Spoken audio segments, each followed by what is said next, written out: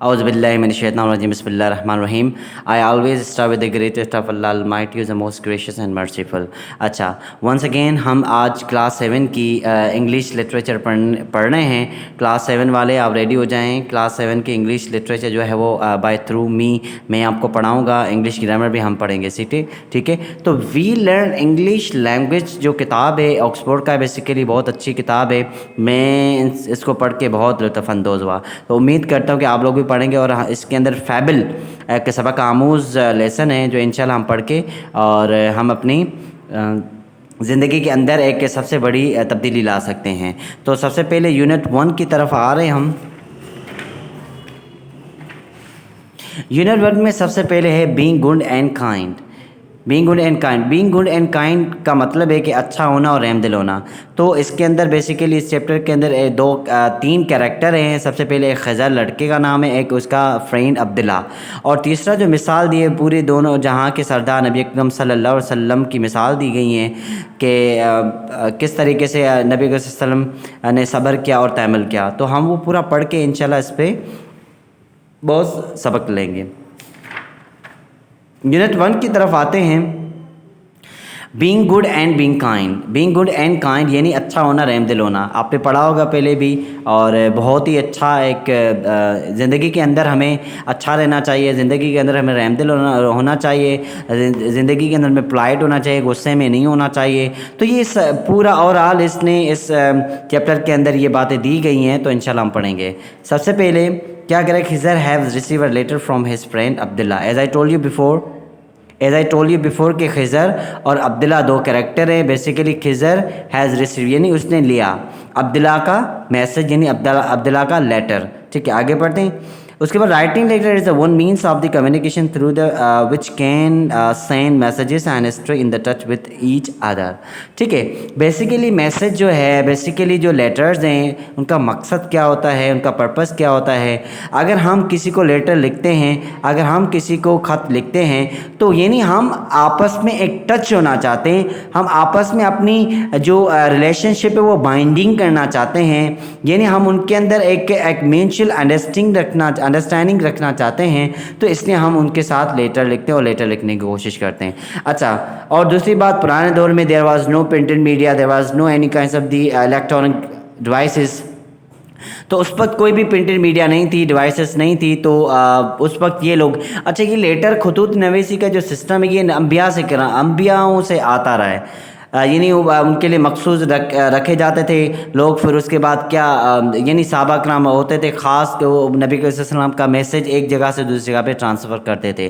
ठीक है, अच्छा फिर इसी तरीके से हमारे पाकिस्तान में भी पोस्टमैन होते हैं, पोस्ट ऑफिस भी होती हैं जहाँ से हम लेटर रिसीव करते हैं और वहीं से फिर वहीं आते हैं, फिर वो जगह जगह पे रिसीव करके आते हैं, यानी दे के आते हैं। तो ये पुराना दौर था। अभी तो माशाल्लाह इनोवेशन आ गई हैं, तो उसमें मोबाइल है, मोबाइल में हम कॉन्टेक्ट, अच्छा अब वो तो ठीक है, लेकिन वीडियो कॉल पे एक दूसरे मुल्क में है और एक मुल्क में हम किस तरीके से आपस में फेस टू फेस बात कर रहे होते हैं। ठीक है, तो अभी बहुत दुनिया ने टेक्नोलॉजी बहुत बढ़ गई हैं। अभी ऐसा कोई सिस्टम नहीं है, लेकिन खतूत नवीसी आज तक भी ख़त जो हैं आज तक भी ऑफिशियल में लिखे जाते हैं। अच्छा, मैंने जो चीफ टाइप्स इसके पढ़े हैं वो बेसिकली 3 होते हैं। एक होता है आपका पर्सनल लेटर होता है, एक आपका होता है बिजनेस लेटर, एक आपका होता है पर्सनल लेटर, बिजनेस लेटर, एक आपका तीसरा जो होता है लेटर वो होता है आपका ऑफिशियल लेटर। तो we have 3 types of the letters which we use in our offices according to the different aspects. तो कम टू द पॉइंट, अभी जो इसमें हम पढ़े हैं, सिर्फ हमने, मेरा पर्पज़ आपको लेटर पढ़ाना नहीं है, मेरा पर्पज़ आपको क्या नाम लेटर के बारे में उनकी टाइप्स पढ़ाने का मकसद नहीं है। हम जो चैप्टर पढ़ें उसके बारे में पढ़ें, तो इसमें भी ये थोड़ा इंट्रोडक्शन दे दिया कि लेटर्स क्या होता है। Letter, writing letter is one means of the communication through which people can send messages and stay touch with each other. आपस में वो अपनी बाइंडिंग बनाने के लिए आपस में वो लेटर्स लिखते हैं। राइटिंग लेटर्स क्या क्या, there are 2 types of letters. वो टाइप्स चीफ हैं, ये टाइप्स कौन कौन से, जिसके अंदर जो वर्डिंग होती है, जिसके अंदर जो लफाजी होती है, जो हम लिखने की कोशिश करते हैं, जो ड्राफ्टिंग जिसको कहते हैं, वो फॉर्मल भी होती है, इनफॉर्मल भी होती हैं। ठीक है, इनफॉर्मल का मतलब है वो लैंग्वेज हम उस लेटर के अंदर टाइप करते हैं जो हम यूजुअली फ्रेंड्स के साथ, गैदरिंग के साथ हम यूज़ कर कर रहे होते हैं। फॉर्मल लेटर्स वो होते हैं, फॉर्मल वो लैंग्वेज होती है जो हम किसी पर्सनैलिटी के साथ बात कर रहे हैं, या हम किसी को अदबी लैंग्वेज कह दें। अदबी लैंग्वेज जिसमें अदबी होता है, लाइक मैं आपको मिसाल दे दूँ, एक मैं किसी को बुलाता हूँ कि अरे इधर आएँ, ठीक है, ये तो मतलब एक इनफॉर्मल लैंग्वेज है, आप प्लीज़ इधर तशरीफ़ लाएँ, तो ये एक फॉर्मल लैंग्वेज हो गई। तो इस टाइप के इंग्लिश लैंग्वेज की भी क्राइटेरिया है, इंग्लिश लैंग्वेज की भी एक क्या है, अपनी वैल्यू और कदर है। तो इस हिसाब से हम इंग्लिश लैंग्वेज में फॉर्मल एंड इनफॉर्मल कहते हैं। जैसे अगर हम उर्दू और सिंधी में कहेंगे, उर्दू में अगर कहेंगे तो एक बाअदब होती है, एक बेअदब लैंग्वेज होती है, like that. A formal letter is a business letter whereas in informal letter is a friendly letter. यानी पता ये चला कि फॉर्मल लेटर जो होता है वो हम स्पेशली बिजनेस के लिए हम करते हैं, वेरी अदर इनफॉर्मल लेटर इन दी फ्रेंडली। जो इनफॉर्मल लेटर है वो हम किसको लिखते हैं, अपने फ्रेंड, अपने रिलेटिव्स, उनको लिखते हैं, ठीक है। We write informal letters to family friends, okay, we write informal letters to family and friends. तो जाहिर सी बात है, अगर अब्दुल्ला ने खिज़र को लिखा हो तो वो किस सेंस में लिखा होगा, सोचे ज़रा जी, कौन सा लेटर होगा, इनफॉर्मल होगा, फॉर्मल होगा?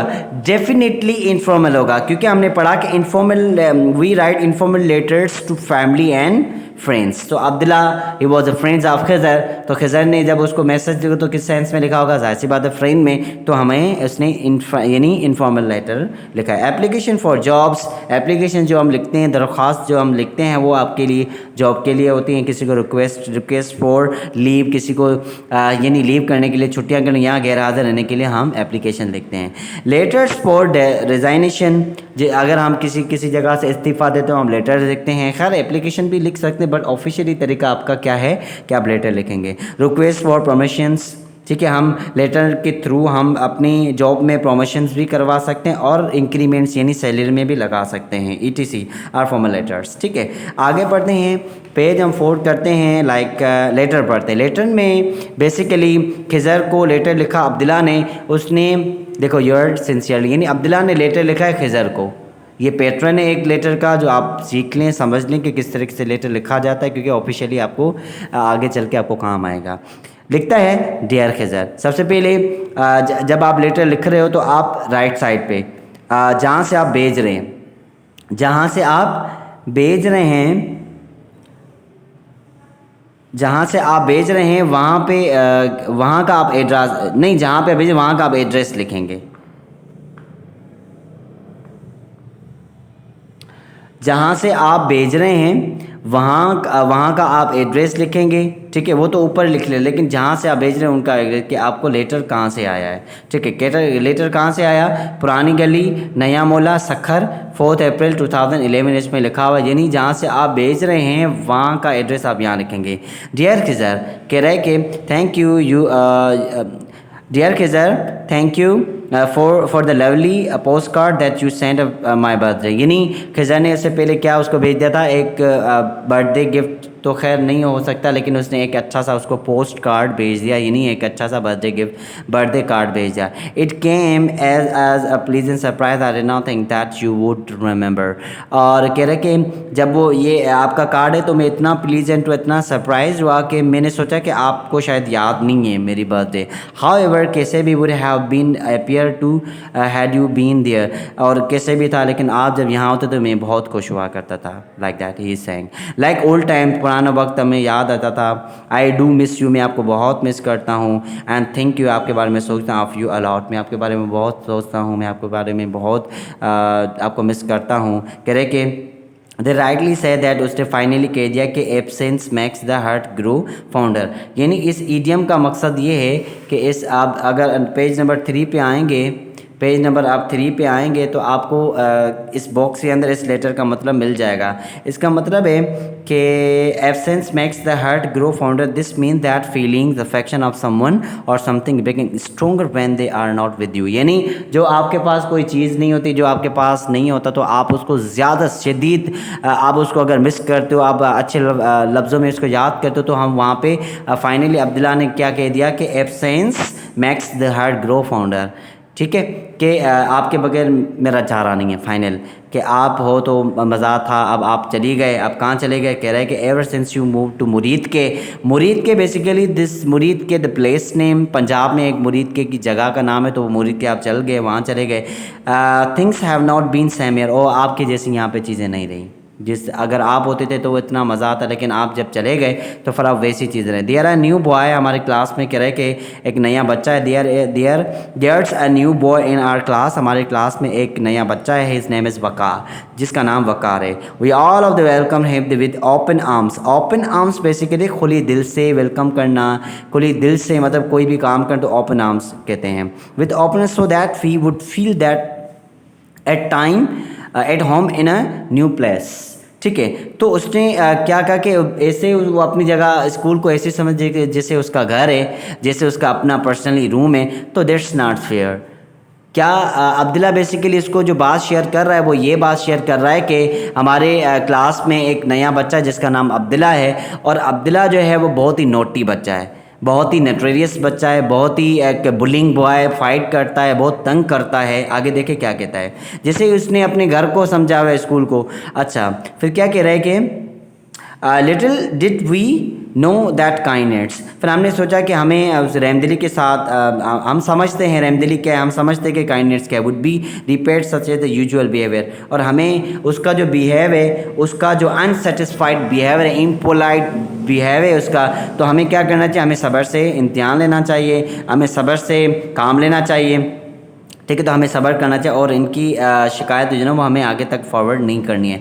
Not only does he ignore us, सिर्फ ये इसको not only does he ignore us at the times manner is very implied, यानी सिर्फ हम इसको इग्नोर कर रहे होते हैं, लेकिन एट द टाइम क्या करता है कि वो बहुत ही इम्प्लाइड, जो इम्प्लाइड का मतलब कि बद अखलाकी जो करता है क्लास के अंदर। We do not want to complain to our teachers, हम अपनी इसकी कंप्लेन, इसकी शिकायत हम टीचर से करना नहीं चाहते, और द प्रिंसिपल और प्रिंसिपल से नहीं करना चाहते। As we would like to resolve this issue ourselves, यानी हम ये जो ये मसला है ये हम आपस में मसला हल कर देंगे। क्लास का मसला है, हम दीगर टीचर्स को क्यों डिस्टर्ब करें, दीगर प्रिंसिपल को क्यों इस बात पे वो करें, जबकि ये मसला हमारी क्लास का, तो हमें ही इसको रिजॉल्व करना चाहिए, हमें ही इसको सॉल्व करना चाहिए। ठीक है, it is there any that we can do, क्या आप बताएं क्या आपकी जगह पे ऐसा कुछ हुआ है? Is there any that we can do, क्या आप बता सकते हैं कि हम क्या कर सकते हैं? After all it is only one person, यानी वो एक है और बाकी सब उसके अगेंस्ट है। अगेंस्ट सो मेनी, वो एक है लेकिन सब क्लास वाले सब उसके क्या हैं, अगेंस्ट हैं, यानी खिलाफ हैं। Apart from that I think that life is students of the same all over the world. पूरी दुनिया में अगर बात करते तो स्टूडेंट की लाइफ सेम होती है। ठीक है, लाइक लेसन, सबक होते हैं, लाइक गेम्स होती हैं, खेल कूद होती हैं, अदर एक्टिविटीज़ और भी बहुत सारी सरगर्मियाँ होती हैं जिसको वो एंजॉय करता है। And the best part of life जो है ज़िंदगी का, स्टूडेंट्स का जो स्टूडेंट की ज़िंदगी का जो बेस्ट पार्ट आपका है वो आपका है हॉलीडेज़, यानी छुट्टियों के दिन। Do you have any special plan for summer? फिर उससे पूछने की कोशिश कर रखे कि आपका छुट्टियों में, गर्मियों की छुट्टियों में आपका कोई प्लान है, आपका कोई आपने कुछ सोचा है? ठीक है, तो फिर क्या, my uncle is coming down, मेरे अंकल आ रहे हैं यहाँ, डाउन का मतलब यहाँ आ रहे हैं, फ्रॉम कोयटा से, विद इस फैमिली, अपनी ख़ानदान के साथ, अपनी फैमिली के साथ। So I know that it is going to be hot, और मुझे पता है कि गर्मियाँ बहुत होंगी, बट फन फिल्ड समर, और समर जो है, जो छुट्टियाँ हैं, जो गर्मियाँ हैं, वो इंशाल्लाह उस फन को फिल कर देंगी। Do write and tell me what you have been doing, और आप लिखें और मुझे बताएं कि आप क्या कर रहे हो। It is a pleasure to hear, और मुझे बहुत खुशी हुई कि आपने मुझे सुना। फ्रॉम द ओल्ड फ्रेंड्स, आपने मुझे समझा। Therefore I will be eagerly awaiting for your reply, और मैं आपके रिप्लाई का तहे दिल से और ख्वाहिश रखूँगा कि मुझे आप रिप्लाई करें। So please write until then good bye, और मुझे आप लिखना तब तक मैं आपको गुड बाय नहीं कहता हूँ। Your sincerely Abdullah. अब देखो ये पूरा जो उसने लेटर लिखा है अब्दुल्ला ने खज़र को, कि उसके अंदर आखिर इसका सेंट्रल आइडिया क्या हो सकता है, इसका इस सबक से, इस लेटर से हमने क्या सीखा। तो ये सब आपको अपनी फ़िज़िकल क्लास जब हम रखेंगे तो आपको आके बताना है कि आपने इस सेंट्रल आइडिया से क्या समझा और क्या हमें करना चाहिए। क्या जिस तरीके से खज़र ने, जिस तरीके से अब्दुल्ला ने खज़र को वो चीज़ें बताई कि एक क्लास के अंदर एक बच्चा है जिसका नाम वक़ार है, वो बहुत ही नोटी है, वो बहुत ही, लेकिन वो देखो फिर भी जितने भी क्लासमेट हैं अब वो अगेंस्ट हैं, बट वो एक है बस, सब उसके अगेंस्ट है, लेकिन फिर भी वो सब्र से काम ले रहे हैं, फिर भी वो एक काइंडनेस अपनी शो कर रहे हैं कि हमें ये चीज़ें नहीं करनी चाहिए, हमें लड़ना नहीं चाहिए, हमें जिस तरीके से वो कर रहे तो ठीक है, वो हमें हमारी क्लास में वो एडजस्ट हो जाएगा और फाइनली इसका रिज़ल्ट जो है इंशाल्लाह अच्छा होगा और ये मसला जो है क्लास का हमें खुद ही सॉल्व करना चाहिए। ठीक है, इतनी बेहतरीन। क्या आप अपनी क्लास में अगर कोई नया बच्चा आता है, वो शरारत है, क्या आप उनको फेस करते हैं, क्या आप उनको बर्दाश्त करते हैं? मेरे ख्याल से नहीं करते। तो हमें करना चाहिए। अगर हमारी क्लास का मसला, अगर हम क्लास टीचर को डिस्टर्ब करें तो फिर आप खुद ही बताओ, जब क्लास टीचर आपका डिस्टर्ब हो तो आपको क्या पढ़ाएगा? ठीक है, he will not teach you well, he will occur in these problems, वो तो इन्हीं मसाइल को ही सॉल्व करने में लग जाएगा। तो एक बहुत ही बड़ा, मुझे बहुत अच्छा लगा ये चैप्टर, मैंने सोचा कि आप लोगों को ये पढ़ा लूँ और उम्मीद है कि आप लोगों ने इस वीडियो को एंजॉय किया होगा। और उसके बाद दीगर जितनी भी एक्टिविटीज़ हैं, आज जब फिज़िकली क्लास या काम लेने के लिए आएंगे तो इंशाल्लाह आपको ये सब चीज़ें मिल जाएंगी, इसकी एक्टिविटीज़ जितनी भी हमने की है। अच्छा, नेक्स्ट जो पार्ट है इसका है द होली प्रॉफिट। इंशाल्लाह हम नेक्स्ट क्लास में पढ़ेंगे। अल्लाह आपका निगहबान। आई होप कि आपने इस वीडियो को एंजॉय किया। अच्छा, लास्ट में आप इस वीडियो को सब्सक्राइब भी करना और उसके बाद इसको सब्सक्राइब भी करना और इसको लाइक भी करना। Thank you. अल्लाह हाफिज़। अल्लाह आपका निगहबान। अस्सलामु अलैकुम वरहमतुल्लाहि वबरकातुहू।